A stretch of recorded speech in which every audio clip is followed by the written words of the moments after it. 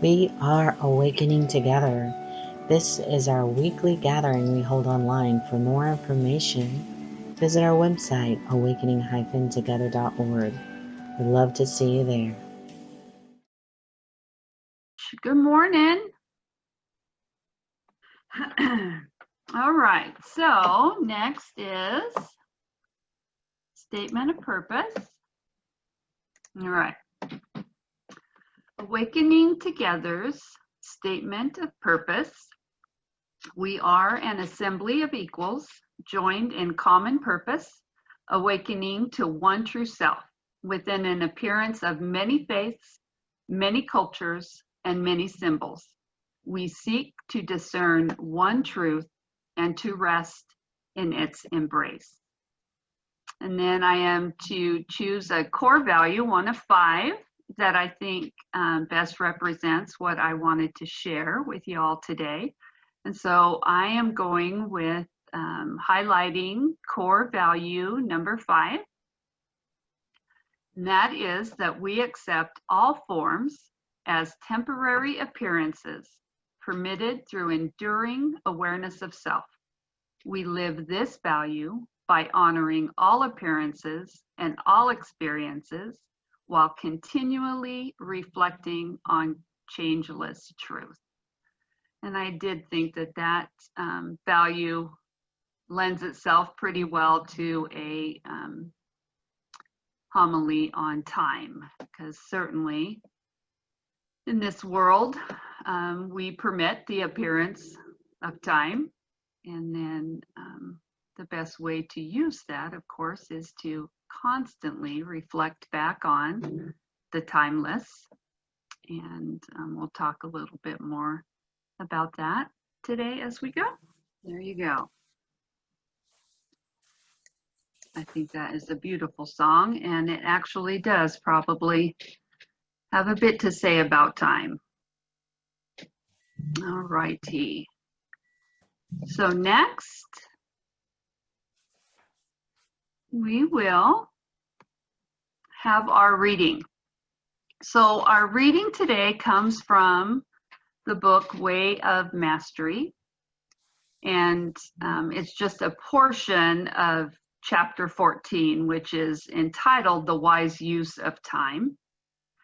And for those of you not familiar at all with Way of Mastery, it is a channeled work. It originally came through in audio. There was a medium, a channel named JM, and it came through in 36 audios. And the voice is of Jesus, and goes by the name of Jeshua ben Joseph in the book. And it came through in 36 audio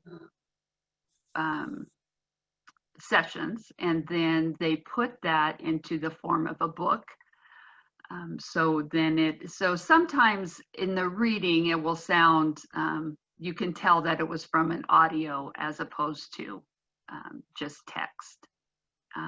So my reader today is Reverend Deloris, and I am so happy to see her. It has been a while. I believe she was in my MPP class. And so I am going to turn over the mic to you, Deloris. Thank you so much for reading for us this morning. Well, thank you, Kelly, for allowing me. Again, my name is Deloris, and I still have a hard time with the Reverend part, but I did go through the MPP class, and so grateful to be a part of this community, and for Doreen to getting me, and Kelly getting me re-engaged again. But, and this seemed to be a perfect Sunday for me, because typically I have 2 grandchildren and a daughter living with me, and they were away. It was my one grandson's birthday. So it's pretty quiet in the house, which is good for this. Anyway, I'm going to start with lesson 14, the wise use of time. And Kelly, you only want me to where you have it X'd, correct? Oh, I'm sorry, Dolores. No, that's from a previous Okay, just read study through the group whole that I thing. was in. Yes, I Okay, cool. apologize. Hey, hi, Susan. Okay, so lesson 14, the wise use of time. We trust that this moment finds you willing to be wholly where you are. We would trust then that in this moment you are willing to assume responsibility for the choices you have made, the choices that have literally created the environment that you are experiencing in this moment, the chair in which you sit, the walls around you, the things that hang up on the walls, the individuals with whom you find yourself in close proximity, the individuals with whom you find yourself in relationship, the individuals with whom you work, those with whom you play, and those with whom you share. We would trust that this moment finds you, the holy child of God, at play in the kingdom of Christ. If not, if you are aware within yourself, well, that's not quite the perspective from which I was beginning my reading of this lesson. I thought I was going to sit down and listen to Christ. If there be some element, some touch, or some trace within you of that perspective, then pause right now.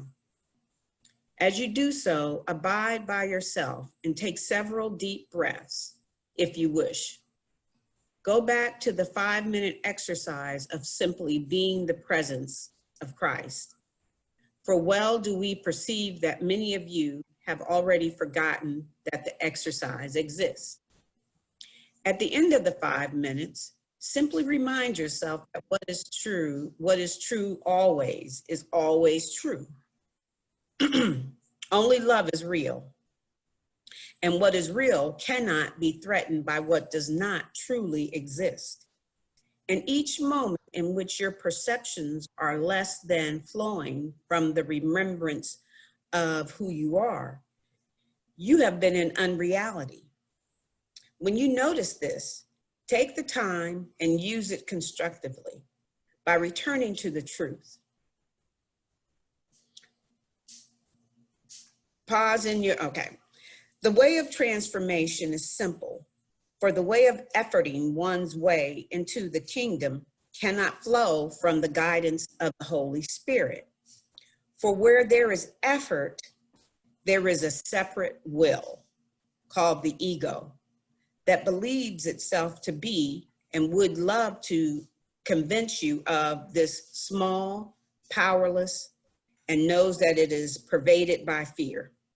Love requires no effort, only the little willingness necessary to allow it to flow from the depth of your being through you, that it might be extended throughout creation. Willingness throughout creation, but perhaps, nope. Then the bottom of that page says, beloved friends, the way of transformation requires only that you extend to yourself the willingness necessary to put into practice using time differently. Okay, I got it. Page 170. Yeah. No, it does not mean that you have to quit your job and go live in a little hut on top of a mountain somewhere. You would not necessarily use time differently by doing so. It does require that you begin with the simple recognition that there can be no set of perceived circumstances that truly have the power to separate you from your God.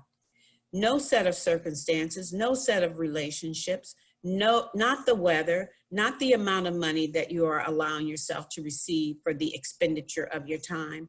There's nothing in the world that has the power to separate you from your God. You are the one who holds dominion over all things. What does this idea of dominion mean? It means that you are the one who is the source of the power that can choose how you will see what is around you, how you will perceive it, and what you will believe most about it. You are the one with the power to penetrate the illusory veil of the world and see the heart, the essence, the truth, the Christ child in everything, a blade of grass, the cry of the child, the barking of a dog, or the coming of the male with the bills. Therefore, the way of transformation does not require you to change your circumstances. It merely requires that you change your attitude toward them by recognizing that they are harmless, by recognizing that you have called all things to yourself. There are many that would teach that you must sit around and ponder why you did this and why you did that. I say unto you, all that is required to begin is the willingness to accept that in the great mystery of consciousness, you are the power and the source for all that you think, all that you see, all that you feel, and all that you would be and do. You abide in that freedom constantly.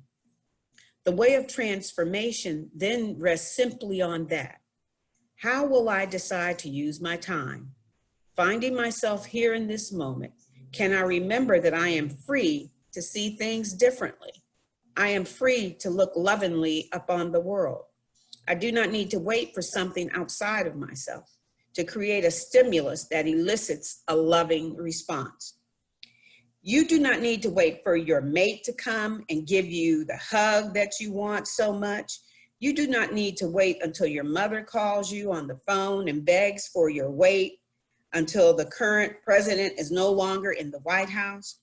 You do not need to wait for the contest that comes in the mail to make you the winner that brings you millions of dollars. You do not need to wait for that, and it's cut off there, Kelly. You do not need to wait for that to happen. Right now, you are the one that is free.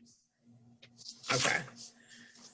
But perhaps you have imprisoned yourself by waiting for love to show up outside of you to trigger a response within you when you feel it or recognize it, so that finally you feel loving. Those that know aloneness are not limited in extending love. And those that know loneliness yet retain the power to make the decision to love, it can never be taken from you. Here is a simple exercise that we wish to give you. When next you find yourself alone and perhaps feeling just a little lonely, and you notice that the mind is spinning with thoughts, and you are feeling perhaps just a little weak and out of sorts, pick up your telephone book. Take 3 deep breaths, and with each breath, say to yourself, in reality, I remain as I am created to be.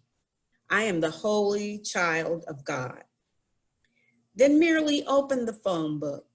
Place your hand on one of the pages with the many names and numbers, and just feel your way to a specific name and number. You will know the feeling. Then, for the fun of it, call that person. And when they answer the phone, merely say, I'm not here to sell you anything. I just need about 15 seconds of your time. I know you've never met me, but I was just sitting in my chair remembering that the truth is always true. And I'm calling to remind you that you are loved by God. You've never failed. You've never done anything wrong. You remain pure and innocent, even now.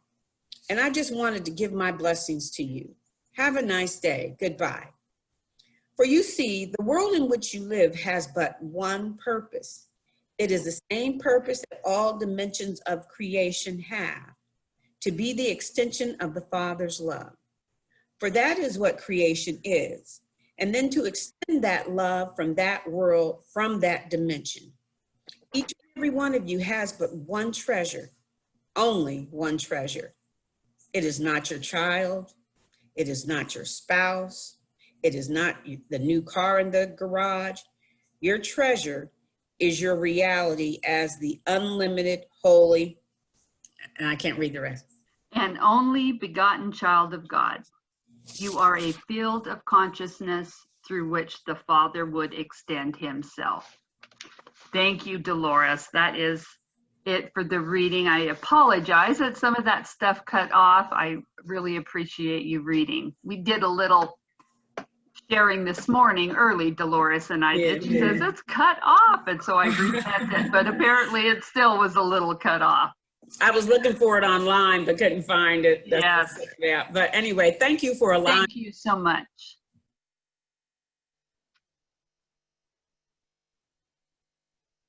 right. And then I also realized that I forgot to do our prayer. So I'm going to go ahead and do that now. And this is also a prayer from Way of Mastery. And I use it often.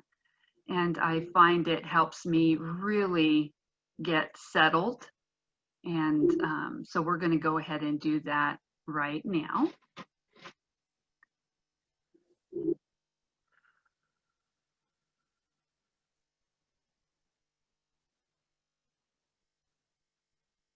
Dear Father, may Christ alone dwell within and as this creation I previously thought of as myself. May Christ alone inform each thought, each choice, and each breath. May love alone direct each step and each choice as we walk this journey. May we find through this journey in time that we are timeless, that we are only love, and that we are only peace. May we find this within ourselves in place of the imposter that we thought we were, and extend the truth of who we are in each and every moment. And may we use time only for this purpose. Amen. All right, there we go. All right, so I think that I had initially visited about looking at how we spend our time and why. And I found this quote that I wanted to share with you guys because it is the one that kind of led me on this little journey. So let me read it. It is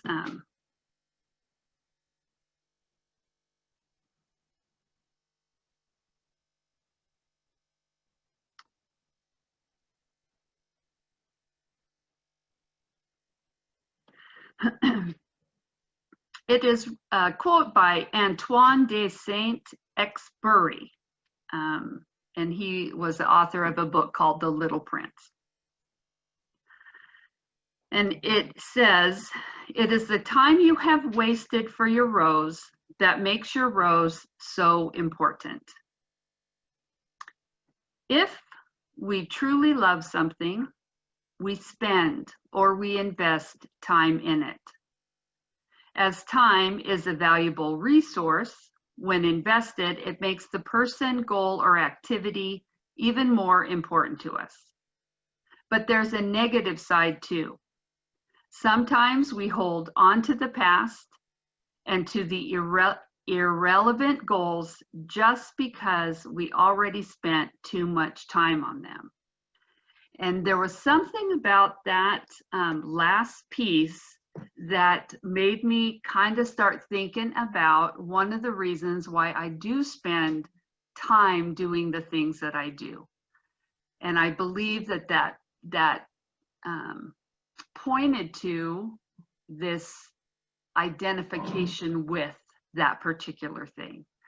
And one of the examples that I came up with that was shown to me was I love football and I watch quite a bit of football. And I have for a long time. I grew up with, my father was a coach. And so my childhood and early adolescence was often filled with him watching film on our kitchen wall. He'd set up an old projector and run film, reel-to-reel film on the wall. and just, you know, tearing apart plays and X's and O's. And then when we would have college football on the television, just the sound of football and all of that stuff was a big part of my growing up. And I have carried that into my adulthood. So you could imagine this time of year is filled much with anticipation for the coming season and all that stuff. I'm a huge college football fan, and my team, I'm from Idaho, and I live 6 minutes away from Boise. So Boise State University, it's my alma mater. So I'm a big Bronco fan. And just this last week, they did announce that they were canceling the whole season, maybe do it in the spring. So the interesting part of that was, like, within maybe 5 minutes of that announcement being made, I received 3 texts, and all texts said, "My first thought was you, Kelly. Are you okay?" So what that kind of led me to recognize is that many people have seen this attachment that I have, and there was something that pumped me up about that, right? There was something that gave my ego a boost, that made me feel special, that people were thinking of me in, conjunction with this. And it was a small experience, but the way that I felt about it really got my attention. And I posed the question, goodness gracious, what am I going to be in the fall without football to talk to people about, without football to fill my Saturday afternoons, without football it's a social thing, right? There's a lot of gathering, there's a lot of touch and base with people, and it just really made me realize that I am quite invested. And so that's kind of what led me to think about spending time, how we are to spend time, and what gets in the way of that. And as I was reading this chapter initially, and I was reviewing it because I've read it many times, I have lots of notes on it. So I had it out and I was reviewing and reading, and my husband came into the room, and he always wants to see, what I was reading. He just wanted to, he was just curious. And so he read the title, and it said, The Wise Use of Time. And he sat down next to me and he went, said, The Wise Use of Time. It's about learning how to love. And I chuckled and I thought, oh my goodness, if that's all I have to say about it, that's going to be over really quick, and I need to fill a little bit more time than that. And so we had a little laugh, and then I realized that the reality is that that is what time is to be used for, is to learn to love. And within the reading, there is so many clues about how to go about doing that. And the first thing, anytime we're growing, anytime we are endeavoring to grow spiritually, we have to look at the areas where maybe we're not so clear on. And one of those can be, how do we spend our time? And this is not anything about feeling bad about it. I am learning to let go of my judgments. If I feel like I'm wasting time doing anything, I am reminded that I am free. This reading talks often about that you are free to do whatever it is that you are doing. There's no judgment. There's no guilt that needs to be applied to that. The reason why we look at these things is only because some of the things that we spend our time in lead to suffering. I can think of one of the things that I can spend quite a bit of time doing is replaying of stories, disasters in my mind, replaying grievances, giving time to grievances, giving time to worry. I do roll things around in my mind quite a bit at times. And those are probably not what we would call the wise use of time. So we are going to just take a little bit closer look at some of the things in this reading that can help direct us. One of the things I love about Way of Mastery is he pulls us back. Jesus pulls us back so often to in this moment. He often will say in this moment and remind us that anytime we are engaged in anything, and even if it is football, even if it is doing some binge watching on Netflix, which I can do that as well, very well. Whatever it is that we are spending our time, what our body is doing is not the main issue. It is where is our mind, where is our heart as we are going about doing these things. That is what makes the difference of how we're spending our time. So I can be present watching a football game, or I can watch the football game and then start critiquing everything, right? Critiquing the plays, getting angry at the officials, getting angry at the coach, you know, kind of slamming on some of the players for maybe a bonehead move or something like that. I can spend my time doing that, which is the identity of the fan, right? Remember, fan comes from fanatic. And I can spend my time doing that, or I can be present. I can be in present and just enjoy the flow of the game, just enjoy watching the mystery of football. And there are plenty of lessons to learn in the game of football. That is not lost on me either. So the reminder throughout this reading is to be present, whatever it is that you're doing. Also early on, he talks about assuming responsibility. And that's another big one for time. I, you know, sometimes want somebody to give me directions and tell me what to do, really, almost, you know, like reverting back to being a kid, wanting someone to lay out my schedule for me, set my priorities and do those kinds of things because I don't want to take responsibility for it. So I have to remember that I am ultimately responsible for how I'm spending my time. So I need to assume responsibility for the choices that I've made, including the time. There is mention in here about a 5-minute exercise of simply being the presence of Christ. And I believe in the book, Way of Mastery, that that is introduced early on in the chapters, like maybe chapter 5.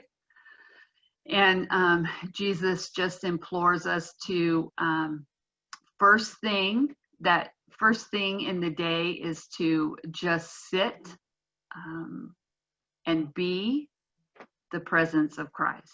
Just sit and be love. And the first part of that is to oftentimes to recognize what's in the way and to allow that stuff to move until we find ourselves in that presence and feel that sense of love. And so there's the reminder that time spent quietly, time spent in awareness, time spent exploring those things is time well spent.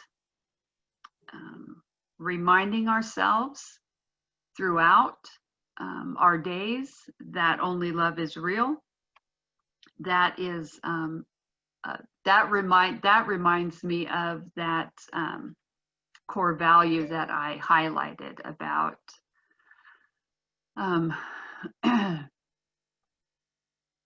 that we spend in the illusion we are in time, and we are spending time, and we are making choices and decisions about how we're spending our day.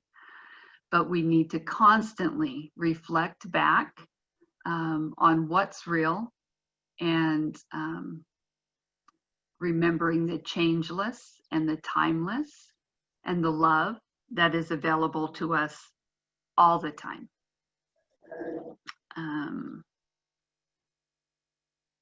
Let's see, one of the other things.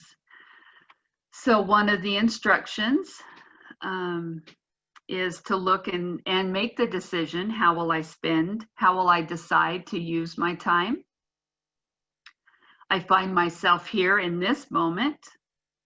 Can I remember I am free to see things differently? I am free to look lovingly upon the world. I do not need to wait for something outside of myself to create a stimulus that elicits a loving response. And, you know, I look at, you know, situations in my life. Work is an area where this comes up quite a bit. Feeling the need to have some external approval,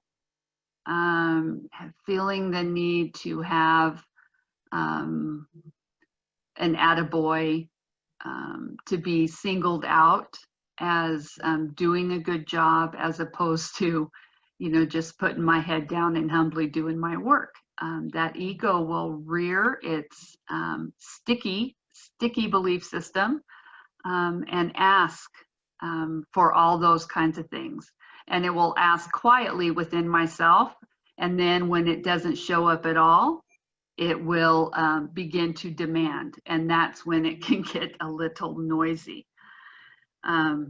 Says I don't need to wait for anything outside of myself. And that goes back to, as we are spending our time in quiet, when we're spending our time in awareness, watching awareness, when we're spending our time practicing the presence, we find that sense, we find that love, we find that peace within. And the more we practice that, and the more we can carry that with us, then the less we are in need of the external. But it comes through the willingness to do the practice. It says we do not need to wait for our mate to come and give the hug that we want so much. We can be the one that goes and gives the hug. We do not need to wait until our mother calls us on the phone and begs for our forgiveness for how cruel she treated us when we were growing up. I think Jeshua is kind of funny in some of these things. I think he has a good sense of humor, knowing that we all hang on to a little bit of this kind of stuff. And then we love this one. You do not need to wait until the current president is no longer in the White House. And I think of how, I wonder, since the time this book was written, I haven't looked back to see who was in the White House at the time, but it's very telling that these things just repeat. And, you know, this could, I know I was reading this 15 years ago. So, you know, we have the same grievances, the same things that we get irritated about, just time after time. It gets resolved in one spot in our life and it shows up in another. You do not need to wait for the contest that comes in the mail to make you the winner that brings you millions of dollars. You do not need to wait for these things to happen. You do not need to wait in time to get to a place where you will be at peace and where you will be happy and content. that the time truly is now, and that is the wise use of time, is to discover that now. I can remember often having this thought in my mind that would say something to the effect of, as soon as all this stuff settles down, the busyness of my calendar, the busyness of my job, whatever family drama was going on, usually with my mother at the time. So I would think that as soon as that stuff got managed and controlled and settled, then I could quiet down and work on, my spiritual self. And I remember one of the times I've heard the Holy Spirit, probably the clearest in my life. It just said gently, Kelly, none of that is going to settle down until you sit down and settle down. And I can remember that very clearly, that it is that first, and then what happens in the external is going to happen, and we don't have to worry about that anymore. So that has been, and sitting in meditation, sitting in quiet, is still a challenge for me. It is not my strength. Reading is my strength, and I can find the things that speak to me in a reading and sit with that for a time. But I still have a hard time traditional meditation. And I don't say never. I'm continuing to practice. But that was another thing that the Holy Spirit shared with me pretty clearly and loudly. I was doing some journaling about how progress was so slow and so small, it seemed to me in my journey. And the Holy Spirit said, pretty honestly and clearly and without judgment, it was in a very loving way, said, and that may remain the case until you get meditation on board. And that is the final frontier for me, is being willing to sit still and to allow the feelings and the thoughts that come with sitting still. So I know we teach what we would learn, and so how to spend time is one of the things that I have to learn, and so it's one of the reasons why I shared it with you all today. I think that is close to what I have to share. I had a couple more quotes that I really enjoyed finding as I was doing this, looking some quotes on time that I think are great. Time is free, but it's priceless. You can't own it, but you can use it. You can't keep it, but you can spend it. Once you've lost it, you can never get it back.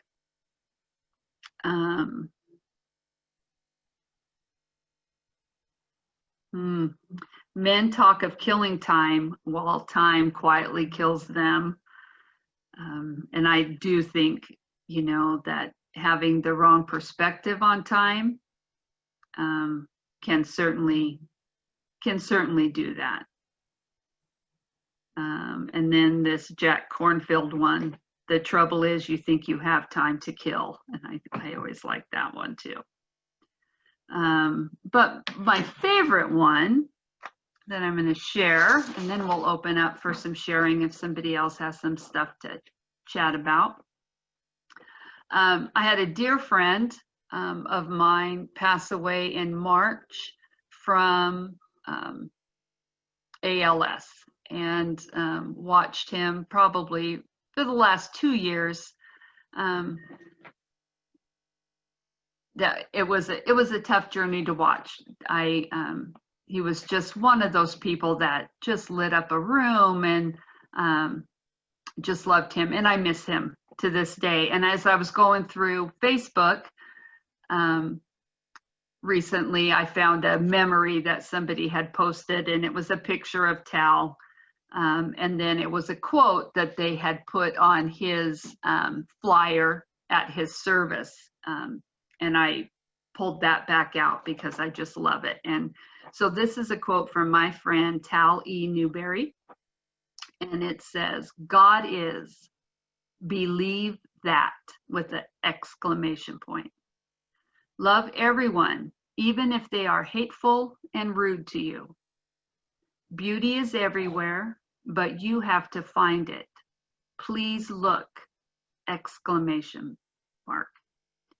Don't be in a rush to have more experiences when you may not have fully grasped the one that you're in." And I love that.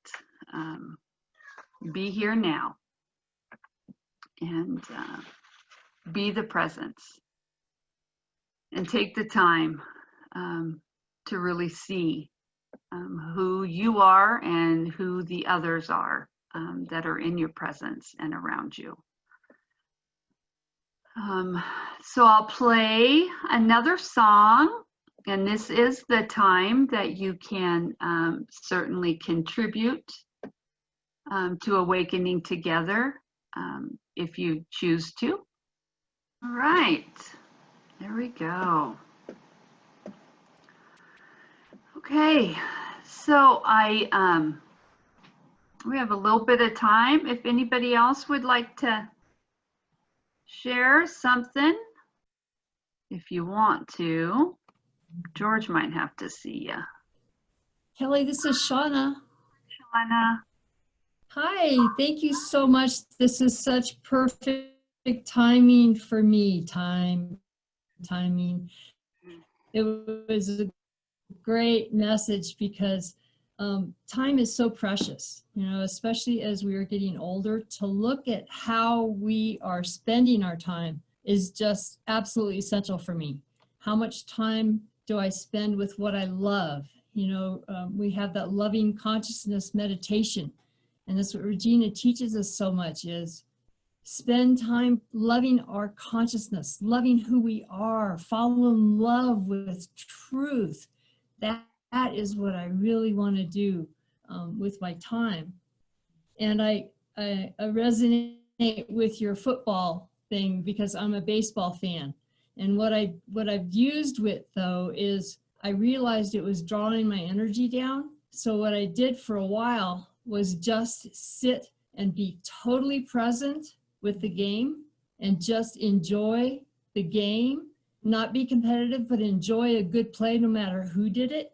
And then it's just naturally fallen away, the attraction to it. I mean, I still watch some games, but we have a little bit of a season going on. But it's just, and I loved your friend's quote, just sit and be love. Recognize that is the way, and look at the obstacles that keep us from being love, being what we are, and let those fall away. So you said constantly reflect on truth. That's like praying ceaselessly. And I loved how you said the ego rears its sticky belief system, because it is sticky within this one. It's sticky. It's almost like Velcro. I have to pull it away, you know, and as I withdraw my attention from it, then they can fall away naturally. So thank you so much for this perfect message. And I love the music too. Thank you. Thank you, sweet Shauna. I appreciate that very much. Nice to see you. Anybody else? Yeah, I'll chime in. Hi, Beverly. Hi. That was like a just a nice reminder to just sort of get back to basics, because I think that as life moves on, even though that we're always kind of in this energy, we can kind of like get away from just step one, you know. And even if you're aspiring on your spiritual journey, there's sometimes this outer reaching or this outer fixing or this outer doing. And it's just a good reminder to that it's already here, and that to just remain in that space. And so this is just and a simple reminder too. So it's very basic, and when we tend to make things complicated with our minds, it's just good, like, oh yeah, it's here, you know. So thank you for that. Thank you. Beautiful. Well, I want to once again thank George for being our admin today. It was extremely helpful. Thanks, George.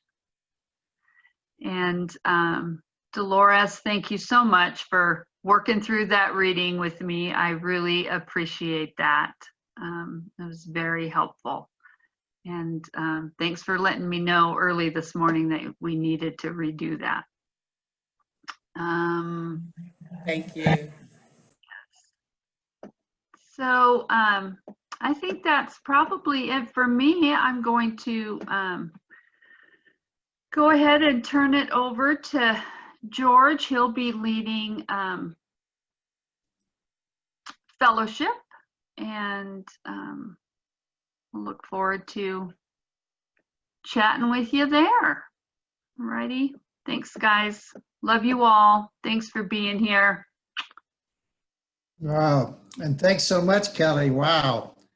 What a message. You know, that's something that we all need to hear. Yeah, so we are, as a matter of fact, let's see, as we transition, I posted the awakeningtogether.org donate. If you wish to donate and feel so guided, please do so. We do rely upon your donations to maintain and provide the services that Awakening Together provides. So, Thank you for watching. This was our weekly gathering that we hold online.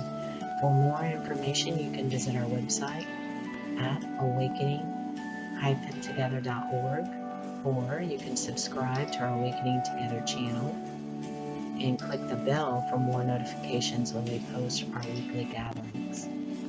Thank you again for watching.